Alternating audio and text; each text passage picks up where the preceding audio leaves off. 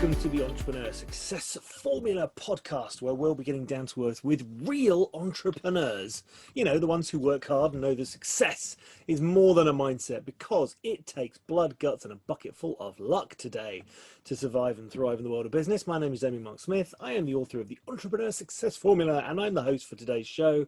And I'm going to be asking 10 quick fire questions to today's entrepreneurial guest, who is coming all the way from Thailand. He's Tom Libelt, who's the owner and founder of Smartbrand Marketing.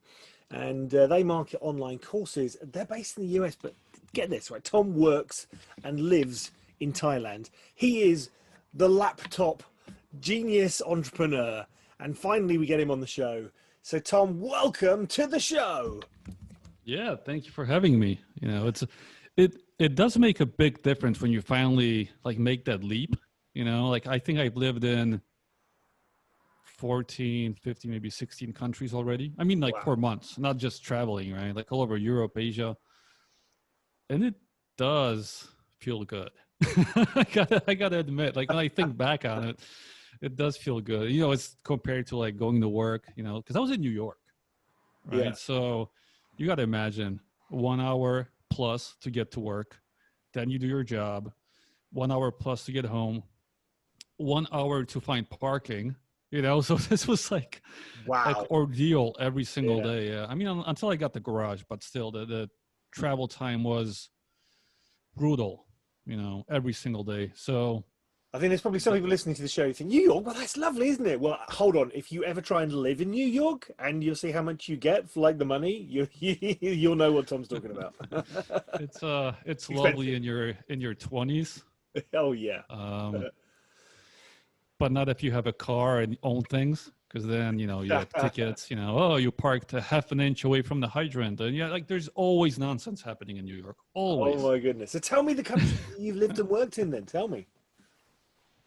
Oh, it's been many. I stayed in Taiwan, in Japan, Thailand, Poland, Germany, Sweden, Portugal,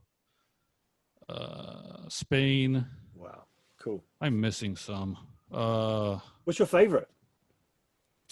Well, I'm in Thailand, so it's one of my favorites. The thing is, even in Thailand, right, we move around with the girlfriend. We stay in the north during the rainy season, and then we go by the beach during the summer time when it's too hot. Mm-hmm. So even here, we're very flexible, right? We move with the weather. When it's beautiful down south, we go down south. When it's beautiful here, we go here. Nice. We love the US around the spring time, the ending of spring, and then Europe for the European summer, because the European summer and the Thai summer is very different, almost opposite. Yeah. So give me a little bit of why did you start the business? Obviously, because you like traveling. Well, no, not really. I've been in business since I was in the business kind of world since I was 7. My dad forced me to sell and help him with his business. Yeah. I was in my own when I was 16. You know, I couldn't open my own store, so I just worked with 2 guys who could. They were 18, right? So I always got my way in somehow, and it's kind of been a journey from then on. The current business, it was a pivot from the last business. Yeah. One of our customers from our previous SEO business, this was 7, 8 years ago, asked me to help him build an online course. He was a Muay Thai champion, so he was doing, private training, things like that. He's like, let's put it online. I had no idea what that was back then. Online courses, we didn't talk about that. Not 8 years ago, you know. Mm-hmm. But I did. You know, it took 2-3 years maybe to figure it out, how to build it, sell it. Got some referrals from that. And about 3 years ago, we went all in, and I've been just booked with marketing courses. Yeah. Cool. So how did you get your first customer? Well, for this business, he just came from the last business. We did a great job for the SEO for his gym. Yeah. And he's like, well, I want to work with you on this next thing. And it became a new business. My first customer ever, I have no idea. I was probably 7 at the soccer stadium, and I got lucky and pitched someone something. I don't know. So why online courses? I mean, obviously, I think I absolutely, it's one of the reasons I wanted to get you on the show, because I think online courses are huge at the moment. So tell me, but give us from Well, your perspective. it was just a natural pivot for us. I was still running the regular marketing company. I was running the SEO company, and I had a partnership with the courses. And then I just did more of that. And at some point, I realized, why be a small fish in a big pond when I can be a huge fish really quick in a small pond, Yeah. which is the online course space. When I moved in, and I don't think I've had an easier business ever. Really? Because I came with all the experience, right? Like I came Yeah. with everything, and now instead of trying to fight my way with someone like Jay Abraham or all these big other guys, right? Like I came into a niche, which you got a couple people like Amy Porterfield and stuff, but they don't do the work. Mm-hmm. All they do is sell courses on how to sell courses. Like I was like, okay, that's nonsense. I can definitely beat them out. Nice. And that's kind of what happened. Like there's not many people with my skill set in this game, in the course game, marketing game. So sometimes if you can take something that you're really good at into just a little smaller niche, Yeah. it helps a lot. Yeah. I like that. That's an absolute golden nugget right there. That's brilliant. And I think actually, when I help people to actually get their material online as well, so I actually encourage people to put their knowledge into an Right. online version, because that's going to help them when they're not there. And it helps them get to the one-to-many model. This is gold dust, by the way, for the listeners, if in case you're thinking about it. Right, your knowledge, right, can go online, because what you can deliver in a room, you can deliver online via video, and that can get to millions of people instead of like a room full of 10 or 20. So just in case you're thinking about this, going, actually, that's a good point.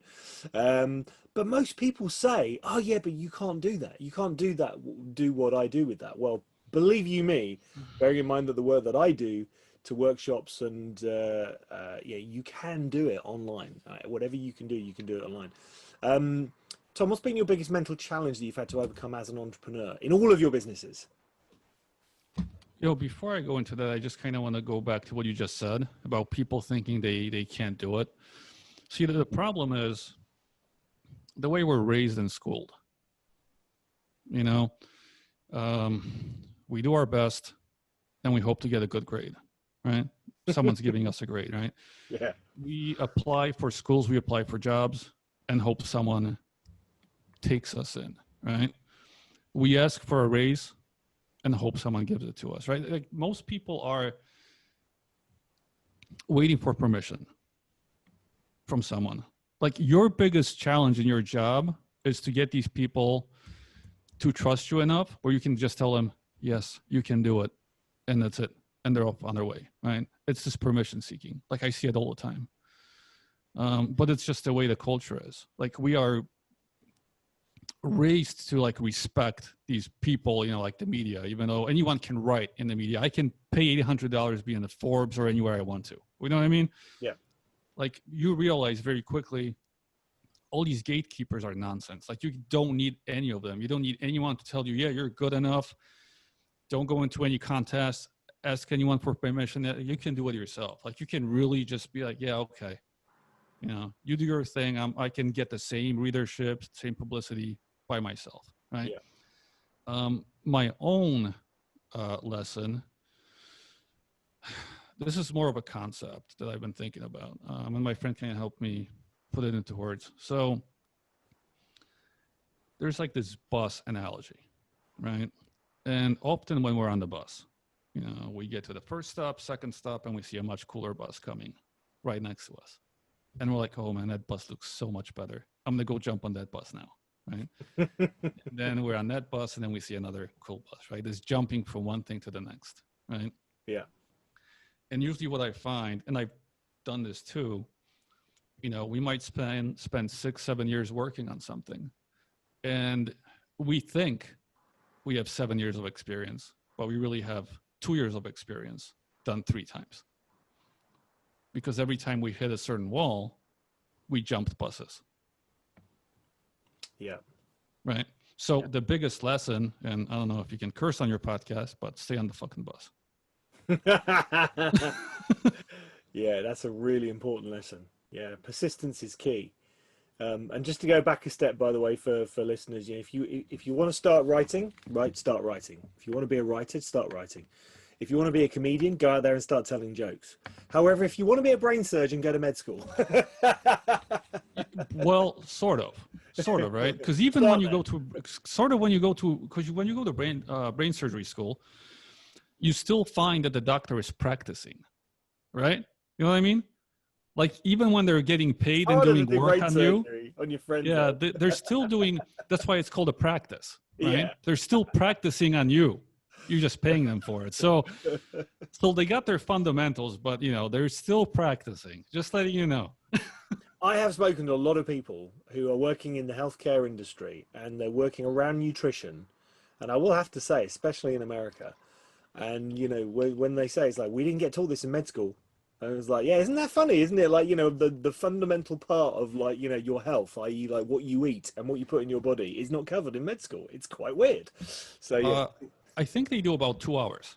Because Yeah, I've spoke about this to a couple of doctors, and they said they get maybe like a 2-hour lesson. That's crazy.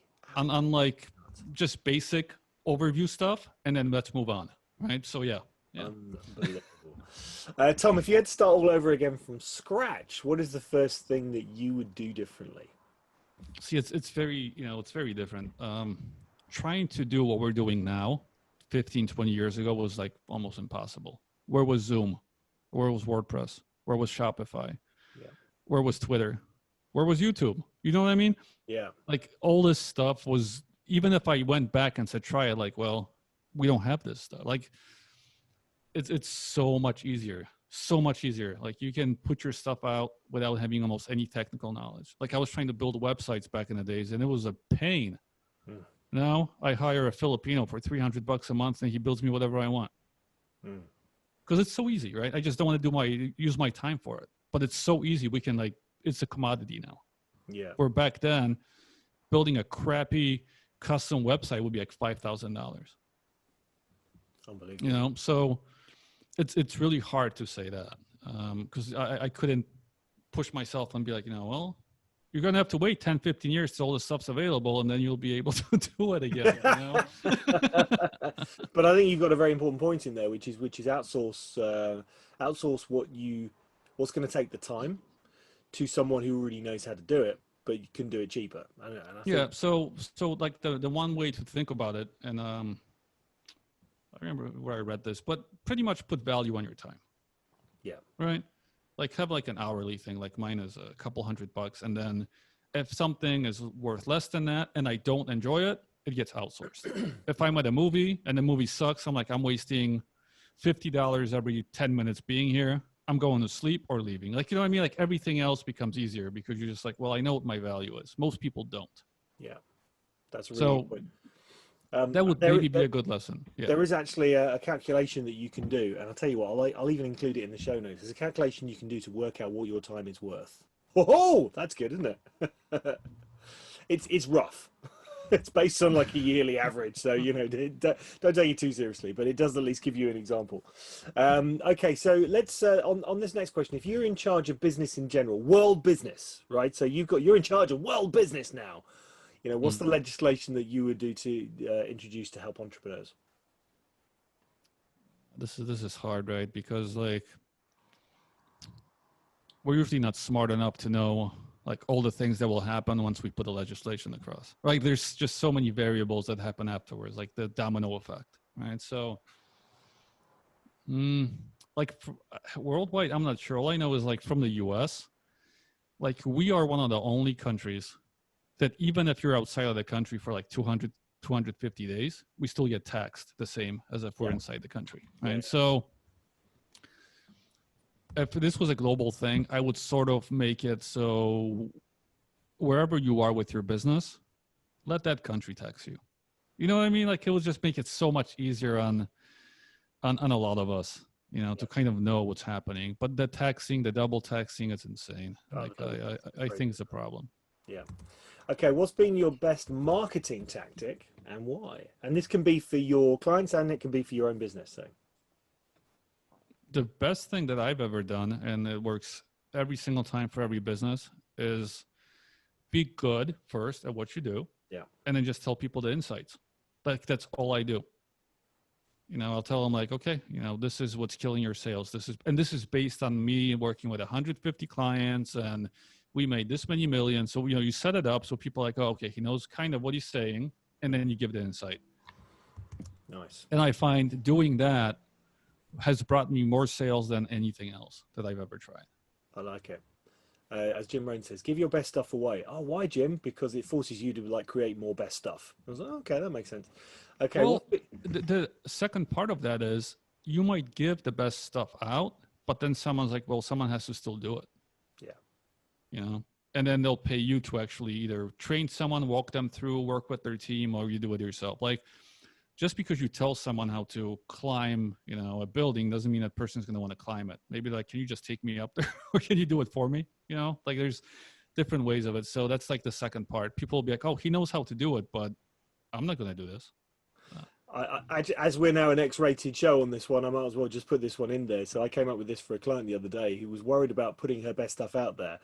And I said, some people will copy it and some people will scoff, but they're not doing it, so they can fuck off. I like it. I actually liked it. I might have to bleep those two bits out, actually, but never mind. And she loved that. She was like, that was really good. Well, who did that? And I said, I did. I just came up with it. It's so true, though. People who scoff at what you do or copy it, it's like, well, they're not doing it.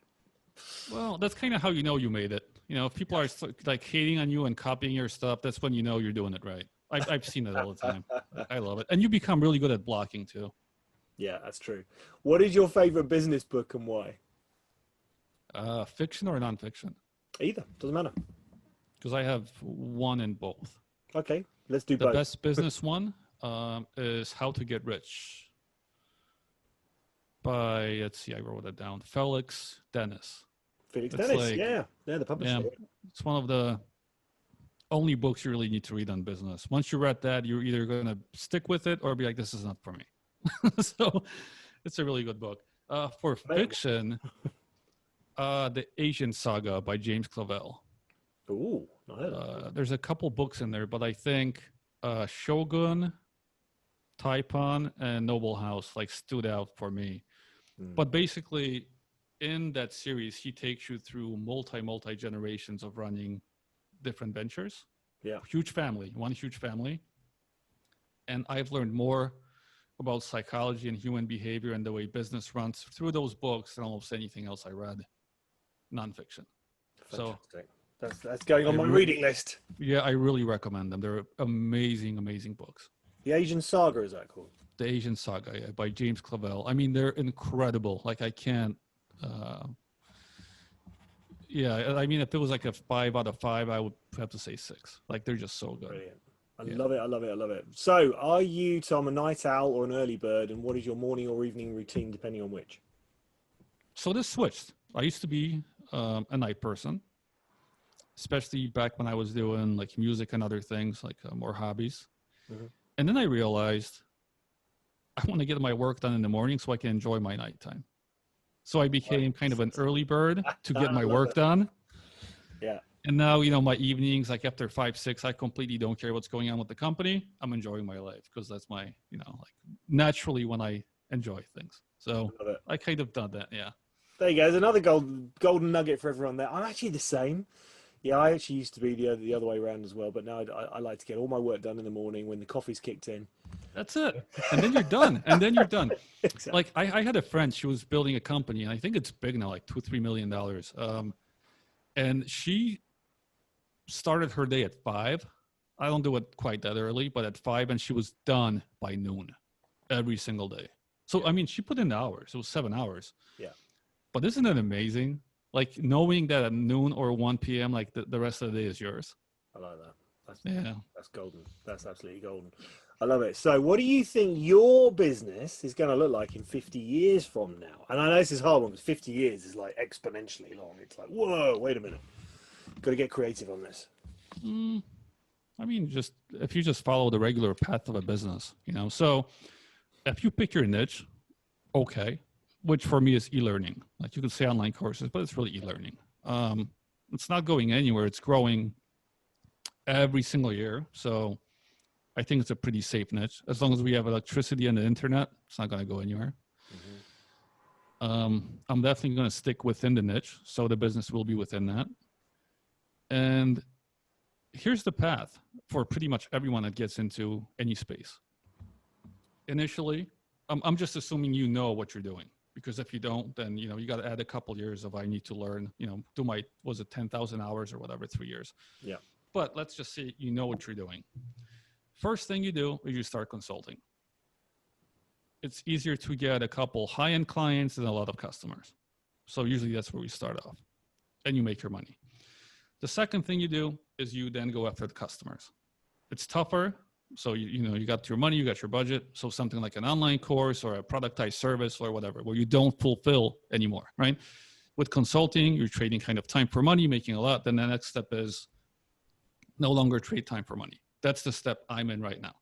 Third step is something scalable, usually an app with an exit.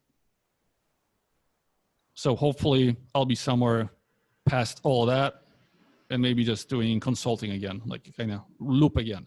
Yeah. But that's always the path, right? The first one is you need to make some good money. Second one, you separate time from income. Third, scalable exit.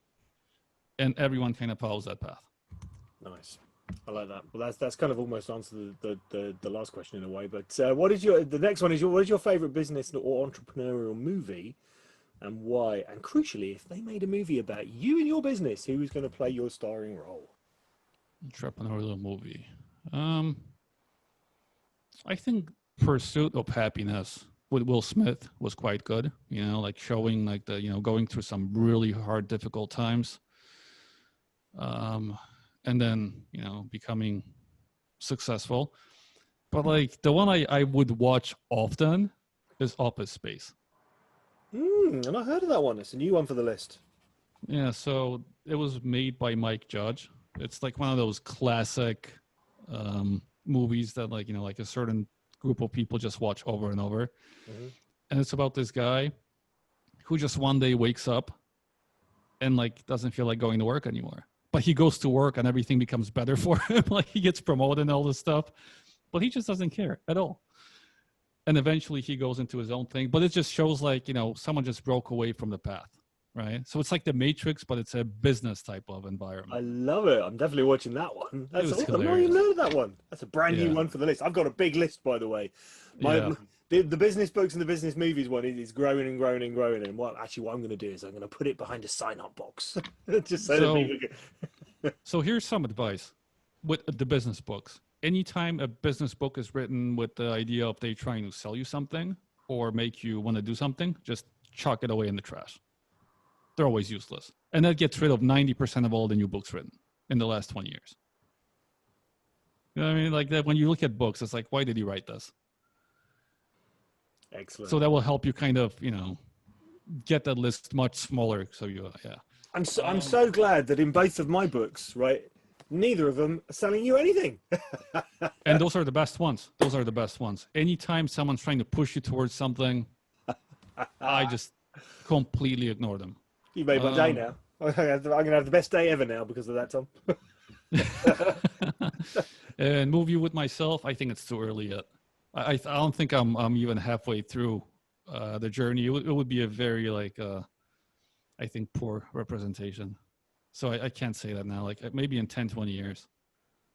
Excellent. Well, I mean, there's so many fantastic actors out there at the moment who are actually not working. You could almost pick whoever you want, really. Please. That is true. Yeah. I'm good. Best time to make a movie, if you want to do it yourself, is right now. I think so. Yeah, you're right. Well, actually, I do know someone who's doing exactly that, right? They actually said, it's like, oh, this is a really good time to make a movie, especially if I want to pick who I want in it. That is hilarious. Well, I filmed a documentary before. Cool. Excellent. This was like in between businesses. The business was making a lot of money and I was bored out of my mind. So I went and filmed a documentary. Fantastic. Is it available to watch? Because I'll share the link. Yeah, it's called Your Own Way Out. And it basically took me and my friend, we took the camera to this big conference that we go to in Bangkok. It's not happening this year, but it's like a very close-knit group. And real people working on their laptops. And we kind of wanted to show what the reality of that is. Trying to build a business remotely, like really, right? Before this was popular, before like all this digital nomad crap happened, you know, because like to become a digital nomad, all you need to do is sell your shit, get a plane ticket, take a picture on the beach. You're a digital nomad.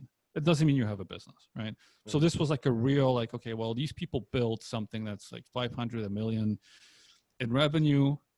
And, you know, when they explained it, like it was just very different, you know, because you don't get to those type of revenues on the beach with your laptop, which you can't see the screen. You know, I never got that. Like I can't take my laptop to the beach because I can't see what I'm looking at. Like the screen doesn't work. I can't either. Yeah. That doesn't make any sense. Yeah. And you get sand in it. It's like, I don't know. Yeah. Oh, come on. But if you know, if you looked at like the movement that was happening around then, it was this digital nomad movement. Yeah. Like all I've seen was pictures of people in stupid places, you know, like on boats and beaches and stuff with laptops. I'm like, or at pools. They're inside the pool and they're working on the laptop. I was like, seriously? Yeah, but yeah, so that movie kind of, you know, I wanted to show the reality of it, and it was fun. It was a good movie. Fantastic. So, what are your plans for expansion? I mean, obviously, you're doing things like podcasts, which is great, and exit if you have one. So, this next step now is we've been booked solid with the high-end clients, and we've had businesses previously with customers. A lot of customers, but none of them were controlled, right? So they were ran through like Amazon or some other platform where we did not control the entire environment. And we were hitting a lot of roadblocks and in a way asking for permission a lot. Can we put this product out? Can we do this? Can we do that? Can we get our client list? You know, and it was always no, we control it. So now the whole focus of the business is to use our resources and build our own customer list for smaller things, which we don't fulfill. You know, this is that second step. Yeah.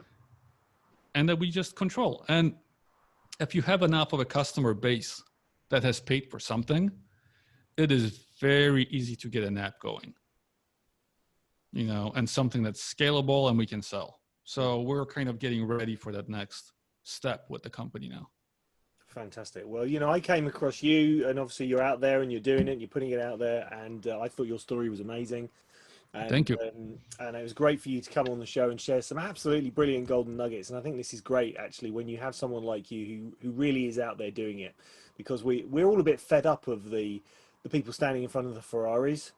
You know, it's just a bit dull now. It's like, really? I don't actually, you know, because all that we're thinking is like, did you rent it or do you own it? And actually, I don't really care who you are. It's the fact that you've just showed me that you got a Ferrari. I'm really not interested. But, yeah, but the thing is, like, you know, you can rent a Ferrari. I don't know about now, but we used to be able to rent them just to mess around on the weekends for like $500. And I was like Gotham City something in New York. Like you just rented that thing out. They put it in front of your house. Exactly. You know. Yeah. It's nothing special. What we help people with nowadays is hooks. It's like, well, what is that hook that's actually... So actually someone standing in front of a really old banger with a bucket of cash, right, could be quite interesting. It's like, why do I drive this car when I have this money? Well, that would actually be an interesting question. It's like, well, why would you do that? It's like, because I don't want to have my Ferrari nicked. Oh, okay, that makes sense. But at least that would get someone like, you know, asking the question and getting engagement. So it's all about hooking engagement and stories. And yeah. And that's really the key. So if we want to get hold of you, Tom, how do we do it? Just smartbrandmarketing.com. Very easy to find. It's I don't like hide behind, you know, a lot of gatekeepers and assistants. Like I'm really easy to reach. Especially in the morning, but not so much in the afternoon.